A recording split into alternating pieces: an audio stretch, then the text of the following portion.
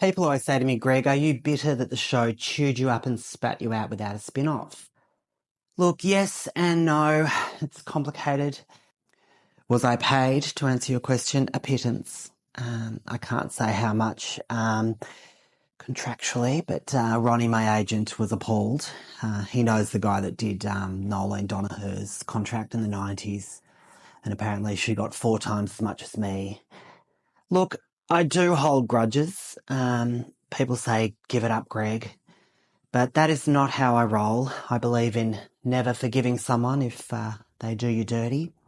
It's like the Year 4 whoopee cushion incident where I was humiliated by a boy who I will never forgive. You know who you are. That's just how Greg rolleth. Look, I didn't love how I was portrayed in the show, as I've alluded to in last episode. They made me seem like a self-absorbed, devious twat. And we'll get into all this when we do the scene-by-scene breakdowns later in the episode, but I'll get to finally point out where the lies were and get to defend myself, finally. But look, where was the focus on my genius musical writing and producing and directing and everything that I do? That was virtually glossed over. That's what I was led to believe that this documentary was going to be about, my productions at the school. So anyway, winding back the clock to all those years ago, I was the first one contacted about the making of the documentary.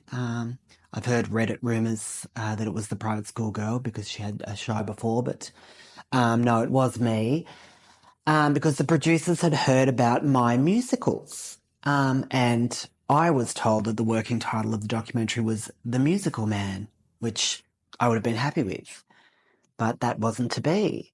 And while I was absolutely the star of the show in terms of airtime and impact, I did have to share the screen somewhat with the others. So yes, I felt very misled by the producers.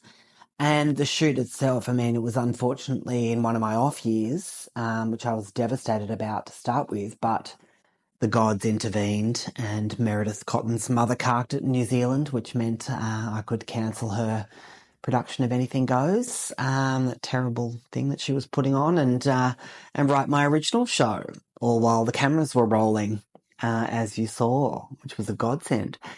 But look, making me out to be this difficult, show-off, troublemaker fusspot was an absolute crock of fiction. I was edited to look bad. End of. And I highly suspect I was revoiced in certain scenes. There's some very sus narration in there. And I was saying to Rodney, for all I know, my voice has now been turned into an AI, which I will be taking legal action over if ever I hear it anywhere. Rodney actually thought he heard my voice on a moisturiser ad the other day.